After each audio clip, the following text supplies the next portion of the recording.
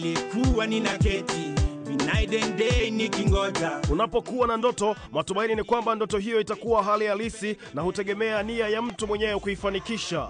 Hii leo Cheche za Burudani na kuletea ndoto hai za msanii Ringtone.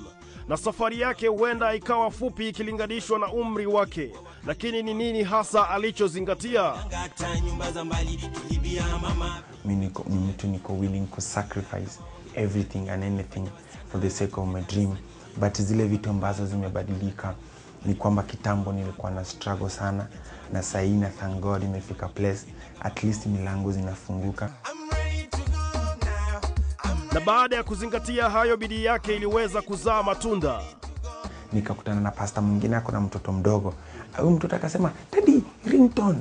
So sasa mimi nilikuwa na dreaming siku moja watu wataniona kwa street wani notice. Nilikuwa natembea na Ringtone, na watu wana notice Ringtone. Hata mimi nawasalimia, nasema hata mimi siku moja nitakuwa hivyo. Sasa huyo mtu yuko ni notice, babaka akanisalimia. Na babaka akaniuliza, "Wewe ndio mwimba ile nyimbo inaitwa Gospel na Bamba? Niliona kwa TV Jumapili." Nikamwambia ndio. Akaniambia sasa mimi na work na ministry ya Pastor Peter Pretorius from South Africa. I'm a Kenyan, I work there, but we are having big crusades in Kenya.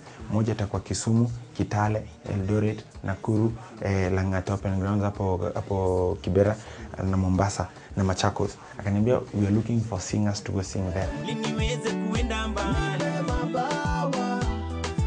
Wengi wangependa kujua mbinu gani hasa mtu anaweza kutumia ili ndoto yake iweze kufanikiwa kwa muda unaofaa. Na believe kwamba God ananipenda. Through God, as kama ninafanya vitu ambazo si against ya will ya God, nitaachieve. So mimi niseme tu ni venye niko passionate na niko willing to sacrifice, niko willing to work hard. Kutokana na historia yake, kusahau alikotoka haitakuwa rahisi, hata kama binadamu wengi wana udhaifu huu. Nikigrow nilisuffer from kwashako, lakini God akanisaidia, I survived. Nimekuwa kwa street, nimekuwa shushaina, nimeandikwa kuzangu za mitumba, nikaenda Mombasa kutafuta mzungu anioe.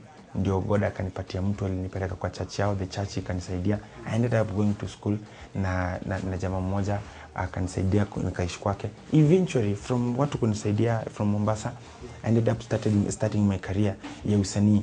Na mimi after ku succeed, one thing ambayo imenikuwa kwa roho yangu ni kusaidia wengine, because wanasema in life success haikauntiwi by how many crowns unajishindia, but how many successes unasaidia kusucceed. Kwa muda mrefu sasa, Ringtone amekuwa kizuru shule tofauti katika mikoa yote humu nchini, na ujumbe wake ni mmoja tu. So nikishare life story yangu nikakuja kurealize ina inspire watu.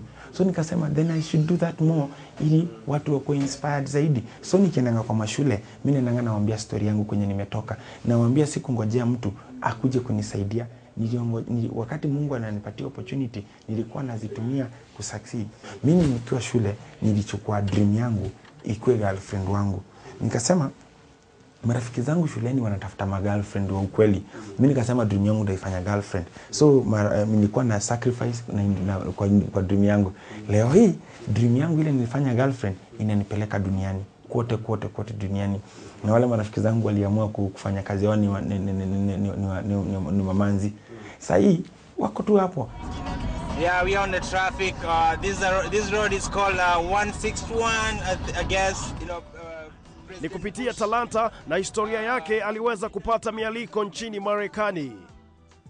Nikaitwa kwa hizo camps za youth, teenagers, niende kuambia venye Afrika inakuanga, kwenye nimetoka kufaulu, ili walikuwa wanataka nikiwaambia hivyo ndio wale watoto wa Amerika wajue kwamba wako na nafasi poa kufaulu. Kuna vitu wako nazo mingi watoto wa Afrika hawana, na ujua wana take it for granted. So hivyo ndio nilienda huko na nikakuwa na wakati mwema, nikaongelesha vijana over 20,000 kwa miezi kama 3.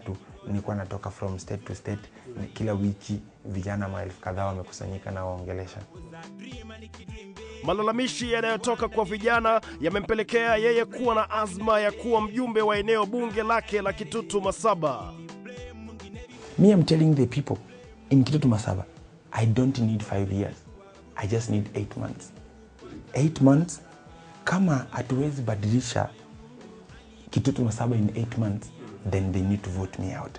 They need to try me 8 months. And me, I'm going to work with the young people. A leader who is a good leader does not impose his policies.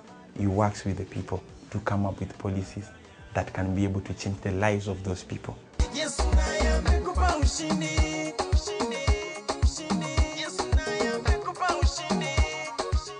Baada ya pandashuka zote hizi, ndoto nyingine inaenda kutimia. Mheshimiwa Alex Nanchoha Apoko, aka Ringtone. Peter Adams, Cheche za Burudani, KTN leo Jumamosi.